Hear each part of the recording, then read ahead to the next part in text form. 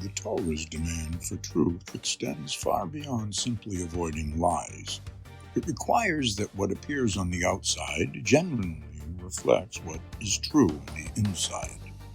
That is the meaning of the verse, Midvar Sheker Tirchak, distance yourself from falsehood, Shemos 23:7. The Torah is teaching us to avoid even creating a misleading impression. This idea is beautifully illustrated by the Gemara regarding the Sota scroll. The Torah commands, Umacha, and he shall erase it, Bamidbar 5:23. Since the writing must be erased into the water, the ink itself must be genuinely capable of being erased. The writing must honestly possess the quality required by the Torah. This same principle is reflected in the Rambam in Hilchos Tefillin 1:4. He explains that the preferred ink for writing a Sefer Torah is made from natural ingredients. He then writes that if one used ink strengthened with kankantum vitriol, which cannot be rubbed out, the Torah scroll is still kosher, but only b'di'evet, after the fact.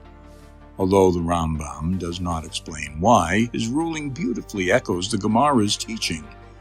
The ideal is that the writing itself truly possesses the qualities appropriate to its purpose.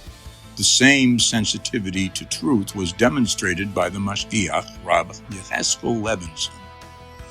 After Rav Isaac Sher passed away, Rav Yecheskel was asked to deliver the hesped. He declined because he had recently lost his own grandson.